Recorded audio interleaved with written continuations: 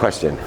How do you get yourself motivated every day and have that energy? And if you ever have any downtime, like, where you don't feel like doing things? So yes, and downtime's probably not the way that I envision it. So the way that I see things is that we're connected to and through all this omniscient power, right? So an all-knowing, all power. And so I believe everyone has the same amount of energy. It's figuring out what we're doing to interfere with it.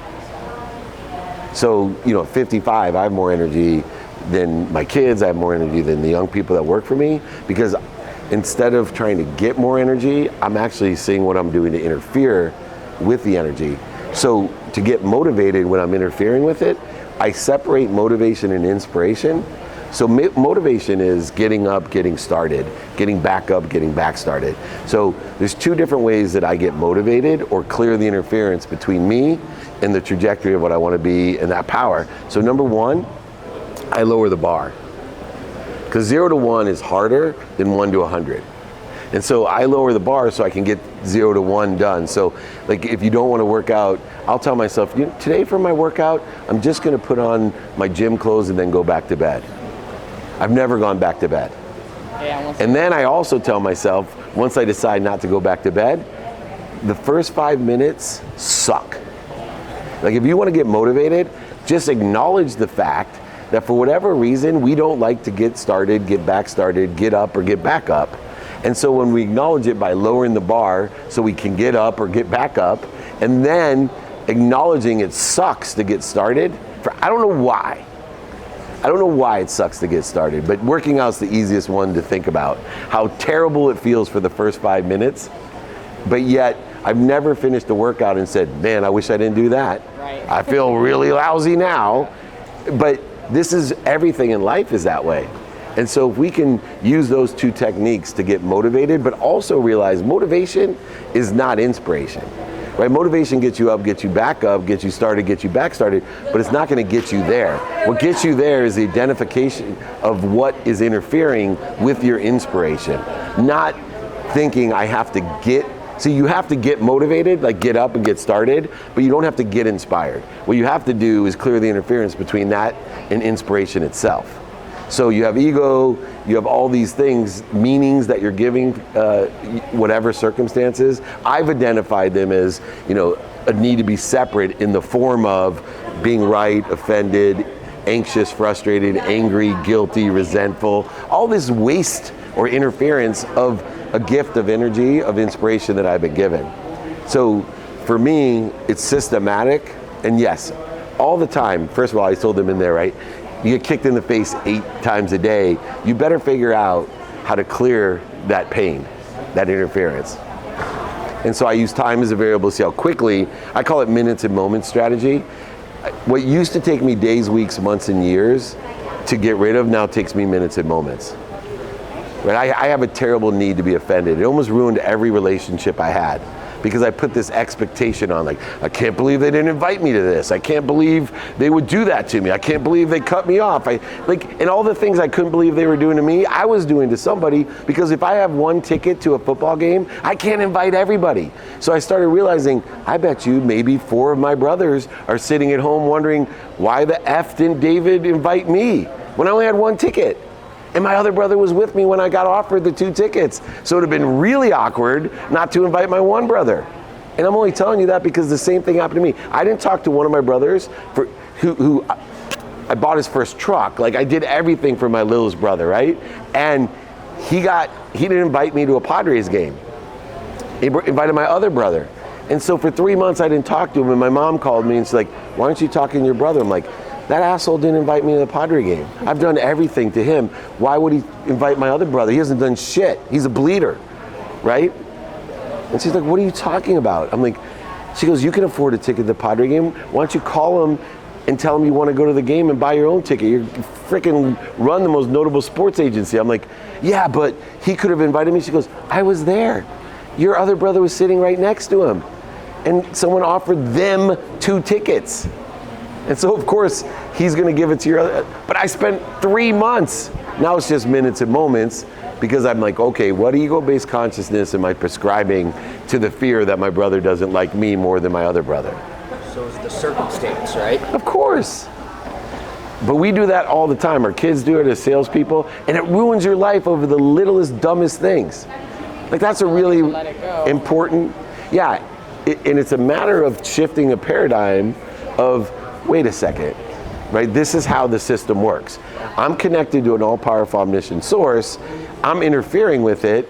The way that I interfere with it is when I get afraid, the feed, fight, flee, or fornicate, I got the fourth one now that I'm awake, is now prescribed in a different form because there's not a dinosaur running by my cave where those four things are present. It's like your brother not inviting you to a baseball game. That, right? The one thing that is happening in the world, it's so simplified, there's so much power, our lives are so easy. The low-income people live better than kings did 100 years ago. The low-income people in America live better than kings. Quality of food, quality of bed, all the basics. So our need to fight, right? You know what a need to feed it is today? It's not, I can't get food. Although there's food insecurity, it's really addiction, right? You have a need to feed, so you're an alcoholic, a drug addict, a sex addict, or whatever else you may be. That's the need to feed making its presence. Yeah. And so this system of understanding how much power we do have, and yes, I am a faith-based person. I'm a best option faith-based person, because if anybody can tell me a better option than what I believe in, something that's all-knowing and all-powerful that loves me more than my mom, then tell me. You can define it how you want. You say, Dave, you believe in Jesus? Tell me about Jesus. Well, he's this omniscient, all-powerful, all-knowing source that loves you more than your mom. Oh, okay, yes. What about Buddha? Oh yeah, I believe in that too. Oh, what about God? Yeah, that sounds good to me. But someone give me a better option than that, I'll believe it. And you can say it's a fork. You tell me, here's a better option. This fork does more than that in your life. It will protect and promote you more than that. Because that's all I really want in this journey. I want to be protected and promoted so that I can allow everything to come through me for others, so they can be protected and promoted. And it's not void of making money, right? Abundance here, the more money you have, right? That's the reason I talked about today, my basement, when I had no money, my basement had a basement. But now that I have money, my basement's a penthouse. Right? And my daughter said something interesting, because we had a rough week. Like my dog almost died, my CEO, his wife, and baby almost, like all this stuff was happening. My wife got shingles because of the stress and all these terrible things. And I'm sitting there, and my daughter's like, I just realized, money doesn't buy happiness, but it certainly allows you to shop. And if you shop for the right things, it's easier. Yeah. Your basement's a penthouse instead of your basement having a basement. Yeah. Great question. All right. Talk to me about overwhelm. Like, I see people doing too many things, focusing on too many things. They can't prioritize. They're always just burned out. Like, how do you manage all this? I touched that in there. For me, it's having daily practices in consideration of where I think I want to be, because that's the only way. How we don't feel overwhelmed is, number one, know that you live in an abundant world of more than enough of everything for everyone. So have the recognition starting the day that because I live in a world of more than enough, I can't get everything done. I'm so blessed to have so many options, opportunities, and touches of favor in my life. I'm so blessed, but since I'm so blessed, I have to come to the realization that if you live in abundance, how the hell are you gonna get everything done in 24 hours? Do you know how many just speaking engagements that I get offered a day now? When years and years ago, I would dream of anyone, calling me and asking me for speak for free. And it used to frustrate me. Oh, I can't get it all done. How do I? Well, so now, one, you live in abundance and you're blessed. Two, if I live in abundance and I'm blessed, then I need to prioritize what's important to me personally, experientially, giving and receiving, who I can help and who can help me, and how best I can use the 24 hours of today to maximize the productivity, accessibility, and gratitude in my life. Now I can prioritize, and prioritization is the antidote to feeling overwhelmed and procrastination as well. Some people, it's amazing, they have more than enough opportunity, options, touches of favor, but they procrastinate. Why? Because they don't prioritize. If you know what's important to you and you have prioritization in your life, you'll know what to do now and know what to do next.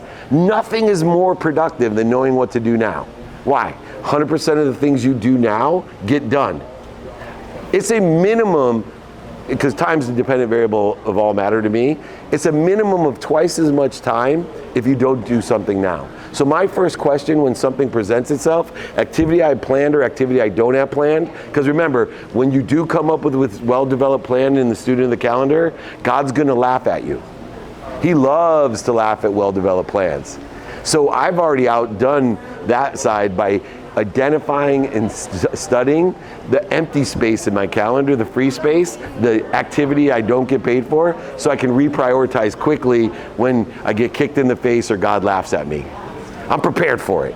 So I know I don't know what I don't know, so it's just not, I'm super efficient and time freak about what I have planned. I'm actually super efficient and time freak of what I don't have planned.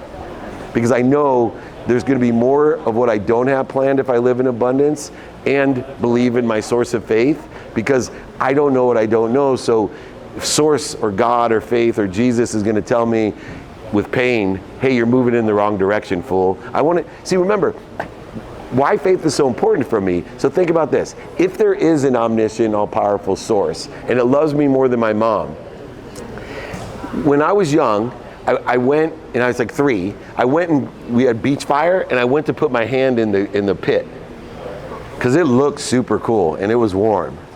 And my mom, who never yelled at me, never hit me, which is, by the way, what my wife said to me when I was young. She said, you know what your problem is? Your mom never yelled at you and never hit you. But I went to go do this. My mom, of course, slapped the shit out of my hand and screamed at me, no!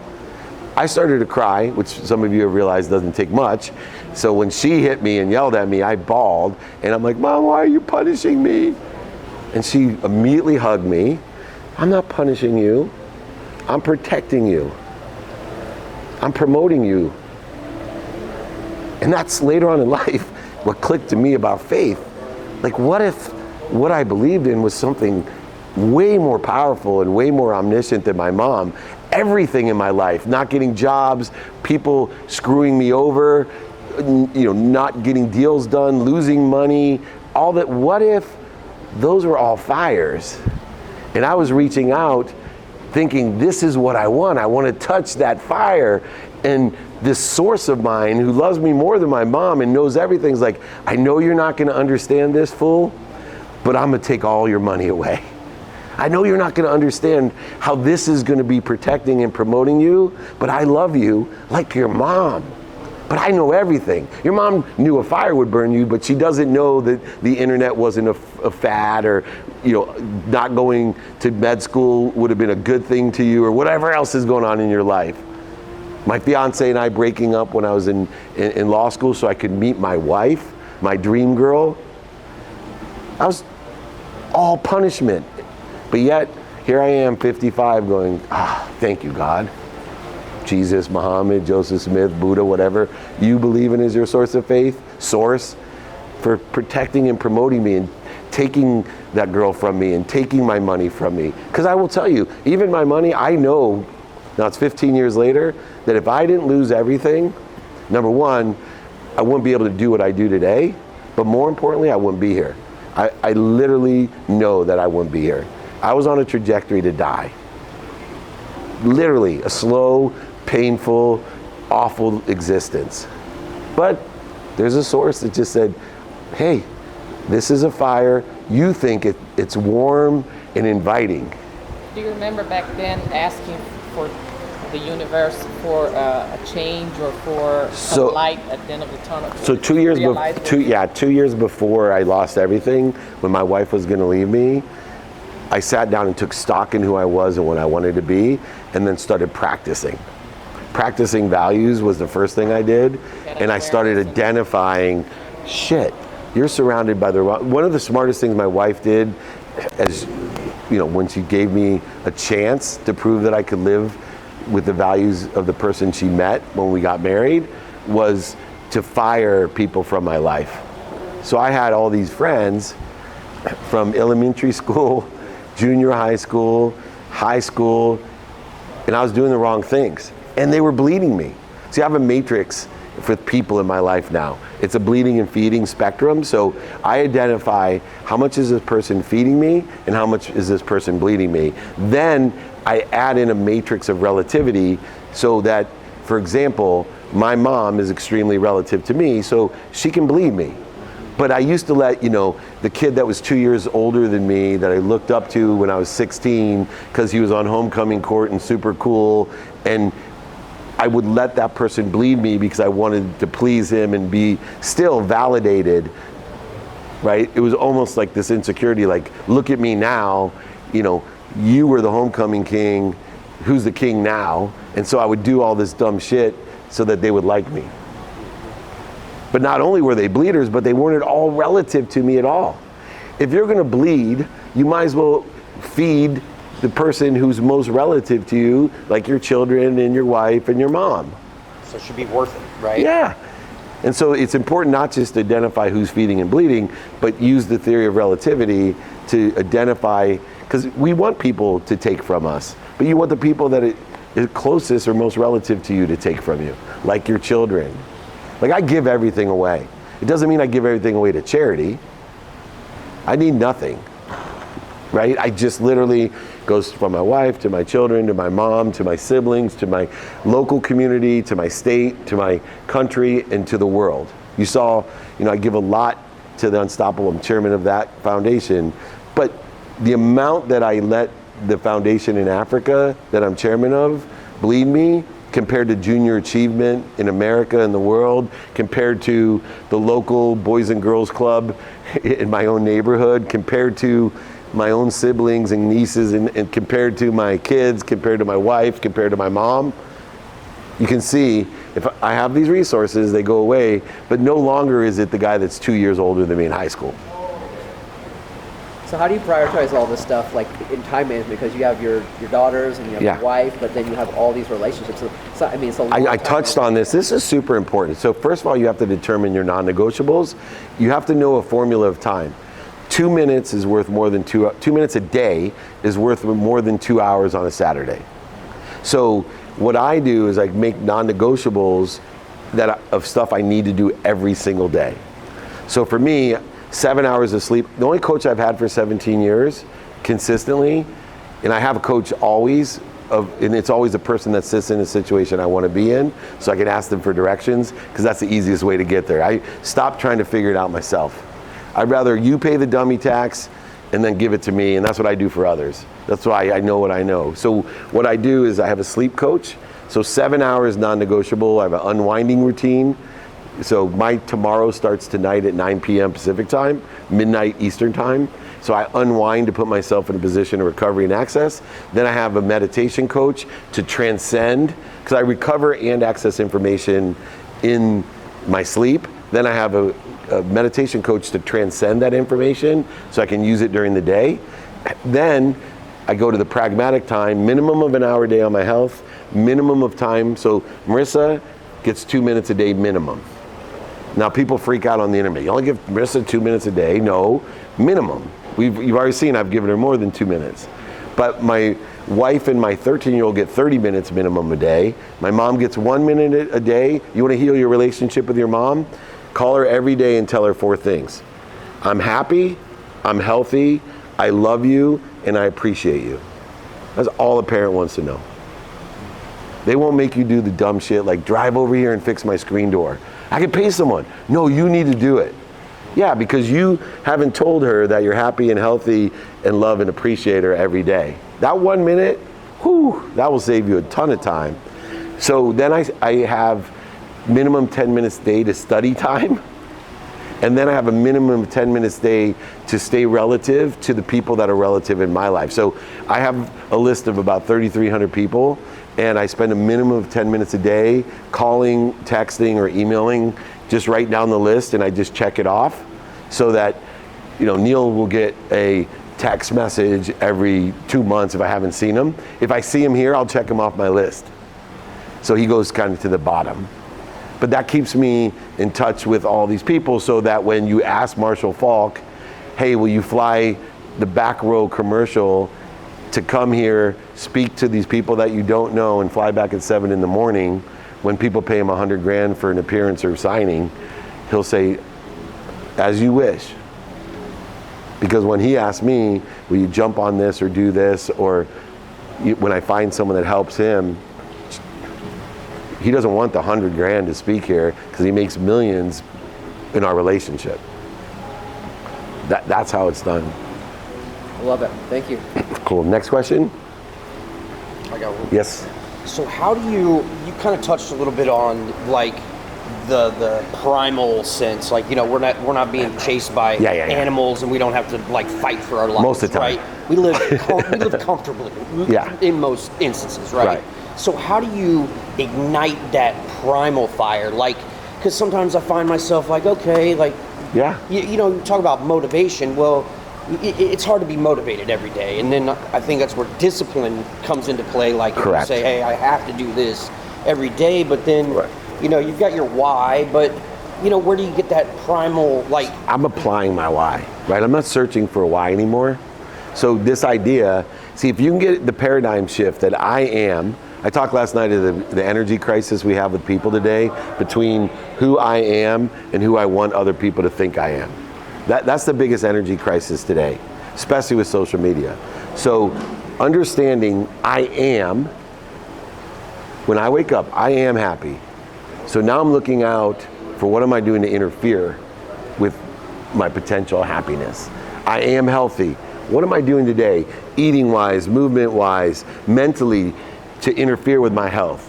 I am wealthy. I'm connected to an abundant source of more than enough money for everyone. When I was a kid, if somebody would have told me you could be literally 100 millionaire, let alone a billionaire, I didn't understand that because I lived in a world of not enough. Now, trillionaires, I promise you, no problem. Yeah. Right? What am I doing to interfere? That money's there. If you, Wayne Dyer taught me this years and years ago. If you could take all the money in the world and drop it in the middle of the desert, it would redistribute itself to the same people. It would not, no one that is poor today would not be poor, and no one that is rich today would not be rich. I proved that by losing everything. Right. I just changed the worthiness of my ability to attract and to clear the interference. It wasn't an accident that I was a millionaire 9 months out of law school, because that was something I was innately and quantumly able to do, is attract wealth. But I had all these other issues, which is why the thermostat reset itself back down to the genetic and energetic inheritance of being bankrupt. And I had to shift that quantum being and say, I am worthy. Let me figure out what I'm doing to interfere with it. I am wealthy. What am I doing to interfere with it? I am happy. What was I doing to interfere with it? Wrong people, wrong ideas. I am healthy. What am I doing to interfere with it? Alcohol and drugs. And now I have more energy than I've ever had. I have more wealth than I've ever had. I have more happiness. For someone who is growing in a fast pace in terms of a financial, who would you say that would be the 3 more important professionals that this person should have around? Yes. So, and this is personal as well. So, for me, I believe the number one person that you need to have around is an intimate partner. That's the number one person. Your partner, whoever it is the liaison between you and everything else. You need someone that loves you unconditionally, even though they know everything effed up about you, but also is there as a conduit to protect and promote you the same way the universe is. So that's the number one person. 2, I believe you need a financial consultant that can give you the questions to make people feel, that allow you to trust and vet everyone. See, part of trust to me changed from not asking because I trust you to asking because I trust you. So if you tell me something, then you now have given me permission, because we trust each other, to ask you anything. That's what I loved about Marshall last night. He articulated this in a different way. Like, if you're a bullshitter, you don't want to be around me, because I'm going to ask you everything about that. That's basically what he said. And that was a major difference in trust to me. This is what I used to do. Oh, I trust you, even though I know you're lying to me or exaggerating or overselling to me, or I don't need to do due diligence. And then when everything gets effed up from what I thought was true, I blame you. But I trusted you.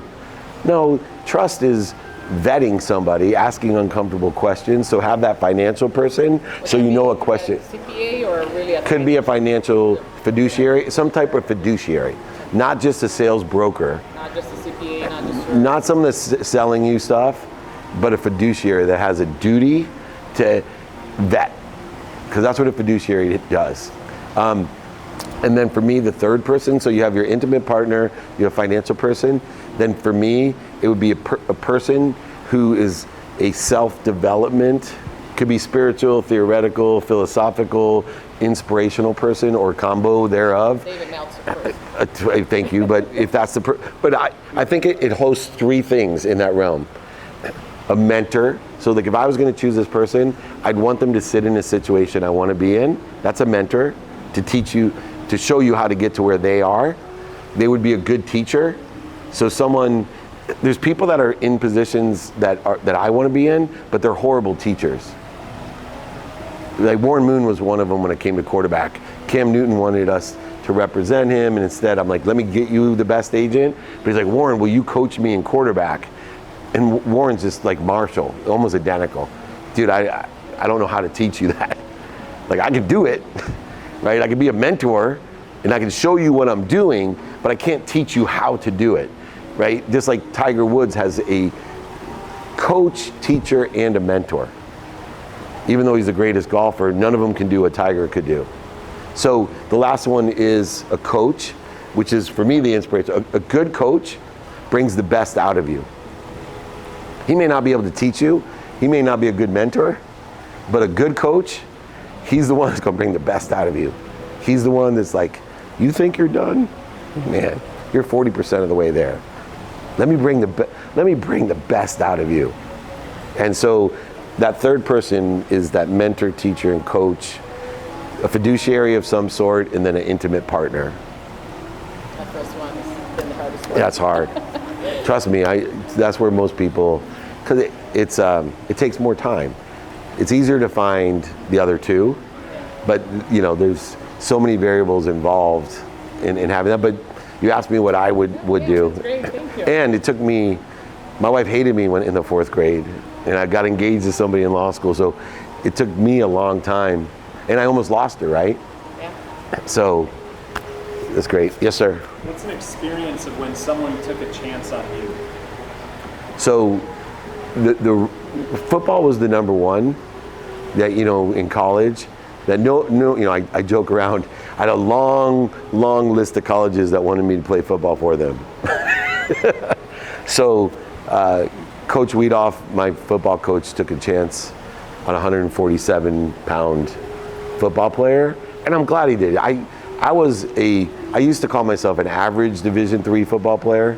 Talking to my coach, he said, you're below average, but you played. We were on a really good team, at least. But he took the first chance on me, and then the second one was the vice president of sales of West Publishing, and one of my favorite stories of all time. So there's like 45, it was a recession, there's 4,500 lawyers that were applying to sell legal research online, because it was a really high pay. My comp plan out of law school was 250 grand. And my law job was 150 plus bonus to work like bill 80 hours a week or whatever humanly possible, right?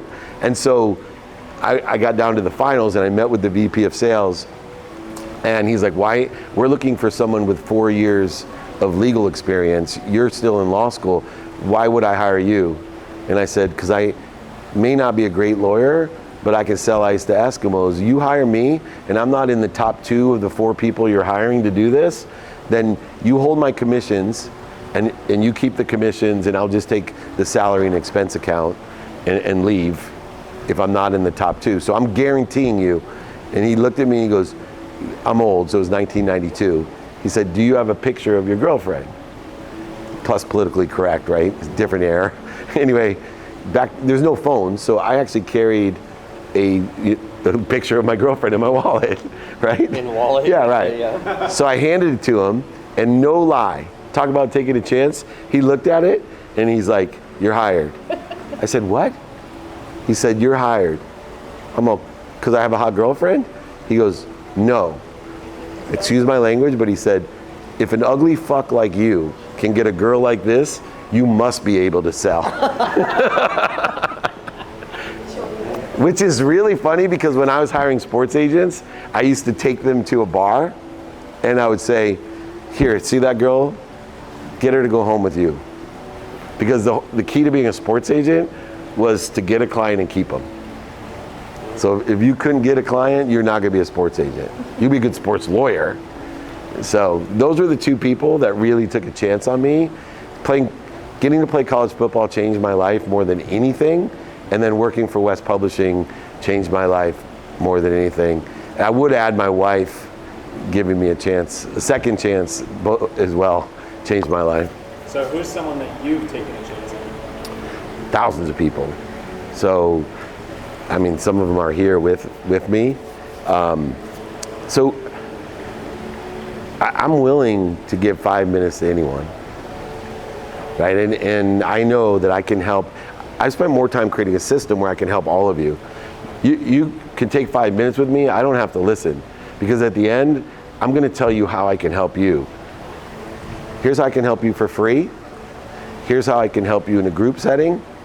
Here's how I can help you one-on-one. How can I best be of service?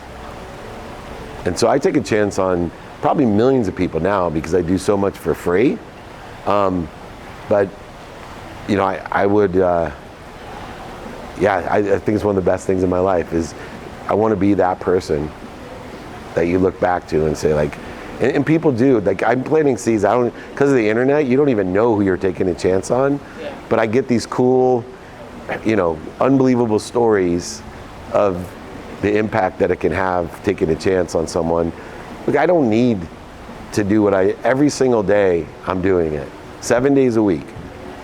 I'm on Instagram Live Sundays with my family. I'm giving advice the best that I can. And if it resonates with you, then put it down. It'll mean something. Makes all the dummy tax I paid worth it. People ask me all the time, how you live in California? The taxes in California. I said, dude, you don't even understand. That's just a weather tax. You know, I don't mind paying that. I like good weather. I'm willing to pay for it. But the real tax I paid is the dummy tax. You know, that was more than 52% of what I made. It was everything. That's an expensive tax. All right, next question. Being here, definitely, you're taking a chance of. Yeah, we love you. I'm here. So, next question.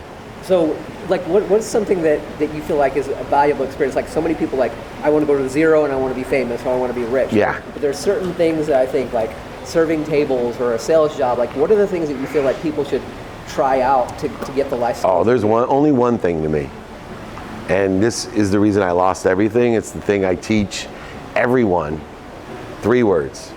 The experience you should have every day is ask for help. Ask for help. Ask in person, on the phone, via email, media, social and traditional. Ask. Especially today. And I have a formula for asking. I couldn't train it in there, and I would have loved to have more time to say, look, number one, qualify people with open minds today, because everyone has an open mind for a certain amount of time. People who have closed minds for the majority of the time that you catch when they have an open mind are the best people to talk to because they don't have many options. People who have open minds all the time, they're great, but it's more difficult to share a vision because they have so many options. Find an open mind, ask open-ended questions to get to 2 things. Would it help you if, and do you know anyone that could help me?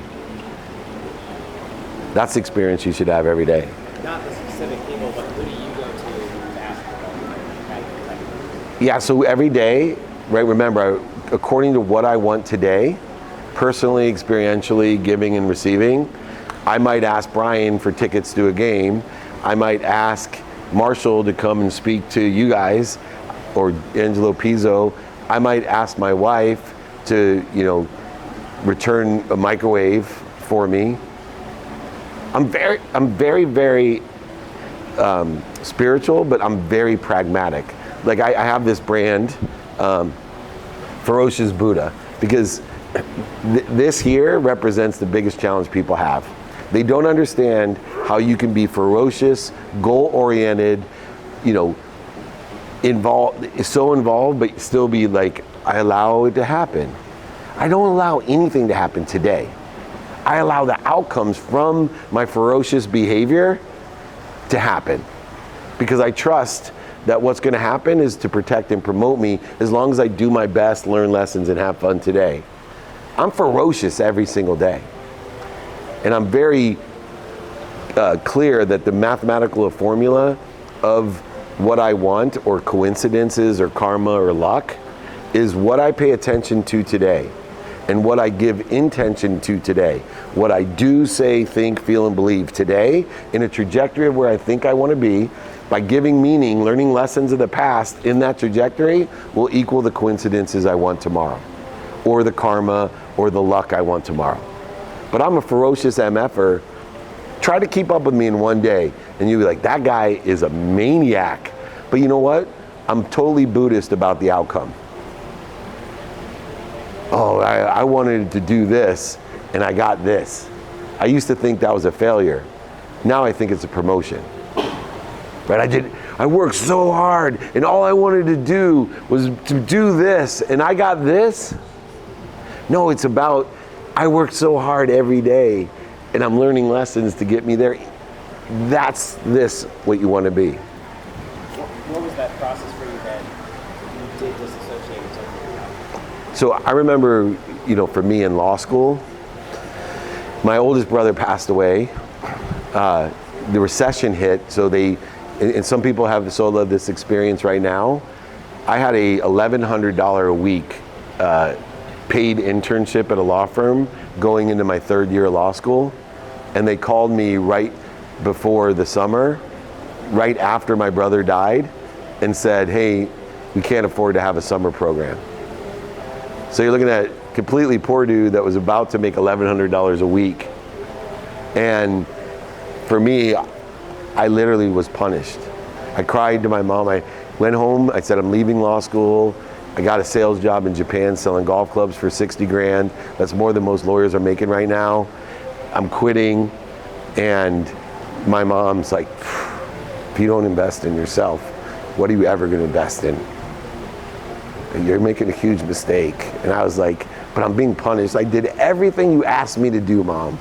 I didn't even want to go to law school. I did everything I was supposed to do. I got great grades. I played sports in college. I got bar mitzvahed and confirmed all the shit I did it all. And this is what I get? My brother's dead, and I have no job, and I'm $100,000 in debt with the no job market in front of you and me. This is effed. And then she said, if you don't invest in yourself, what are you ever going to invest in? So I stayed. Somehow, my oil and gas, my maritime law professor said, David, there's this job. I make $1 million a year. I wrote the Louisiana treaties for West Publishing. They're putting all their books on the internet. They're hiring 4 young lawyers. I got you an interview because you're the best salesperson I've ever met. You'd be wasting your time being an oil and gas litigator. I'm telling you, this internet's going to be big, David. Protected and promoted. Sola. How did you focus on resilience and making sure you connect with your Yeah, so my superpower is consistency, and I've never been a quitter. And what you'll find is the most successful people, it's not part of them. It's a best option philosophy. From Gary Vee to Matt Higgins to Mr. Wynn, all the people I've seen, very, very successful people. Leslie Buckley, who started Aircom, I remember him telling me a story. I had to call my wife for my last $80,000 that we had to pay my payroll. And 2 weeks later, I launched the Spectrum, and I was a billionaire. Right? And for me, it doesn't have anything to do with the outcomes that I want, because those are just daily outcomes, because I don't know what's going to happen tomorrow. So why would I base anything other than this is what I want to do, say, think, believe, and feel today in a trajectory of what I think I want or better, and then allow it to happen. So for me, it's not a matter of quitting. It's just a matter of doing everything I can today in order to, and in the aggregate, this is how life works. It's like, if anyone you ever played golf, so this is how golf works. You shoot a 90, you shoot an 80, you shoot a 91, you shoot an 81. you shoot an 89, you shoot, and what happens is you keep doing like this, and all of a sudden your basement is way better than your penthouse from when you started. Does it mean that you played well every single round of golf? Nope. Tiger Woods even, right, his average was 60 something and he shot at 82. That's horrible. That's a bad day. It's just like your life. You lose your job, you lose your girlfriend, someone's mad at you, you made a mistake, whatever it is. For how long do you allow yourself to be? Exactly, how long? Time is the dependent variable. How fast can we shorten that, right? Minutes and moments. Minutes and moments to find the light, the love, and the lessons in the 82 and even the 69. I have a quick question. Please. You said that in there, I say it too, but I don't. Some people say it jokingly that you have ADHD. Yeah. Do you truly, and do you medicate, or do you have anything that you use to help? Because I do have it. Yeah. So I'm prescribed, but I know only because and this is probably one of the best things that I do pragmatically, and it comes from studying physics. I believe in refocus. So I think it's a superpower to have ADHD. You'll find that people actually that have dyslexia or have ADHD are statistically more successful than other people. And I'll tell you, I don't know much about the dyslexia side other than I imagine something, but I do know about the ADHD side. And people that have ADHD practice refocusing, which is different than multitasking. So here's what I've learned in physics, why this is so important for anyone, even if you don't have a more severe ADHD. Everyone gets distracted, so in some respects, everyone has it. So here's how it works. Note that I think time's a dependent variable of all matter. You said, well, how long do you do this? So thinking about it in the context of time. Time is a matter of how much time it takes a particle of light from the sun to get to the earth. And that's how we determine 24 hours. The speed of light is very fast, but not nearly as fast as what? The speed of thought. To give you an example, if you all close your eyes and I ask you, let's go 100 million years into the future with our thoughts, it will probably take between 1 second and 3 seconds to get there. So now you know exponentially how fast the speed of thought is compared to the speed of time. Following me? So how do we use refocus in order to effectuate using the speed of thought to gather data points for our usage in the pragmatic speed of light or pragmatic world? So this is what most people do that ADHD. I'm talking to Neil, and then you say something, and then she says something, so I go from Neil, where I'm talking to Neil, to you, to this person, and then maybe even a fourth, and then back to Neil. Well, the thoughts are hard because I can't gather the data this way to continue my conversation with Neil. Now I look like I'm distracted. So if this is my primary data point that I need to stay in touch with, what do I do in order to do that? By using the speed of thought. It's called refocus. And we can practice it every day. People with ADHD are practicing unconsciously, but you can actually consciously practice this. It will create so much productivity that people think you can multitask like they think I can, but I'm not. I'm just actually refocusing. So here's how I work. I'm talking to Neil, but I'm going to you and back to Neil. And then Neil to you and back to Neil. And then Neil to Marissa and back to you. And then this way, and this way. Why? Because if I maintain him because of the speed of thought, I can gather enough data to continue to talk to him. And even right now, as I'm watching you shake your head and you look at me and then Marissa doing what she's doing on her phone, I'm going like this, but I'm still maintaining the conversation with Neil.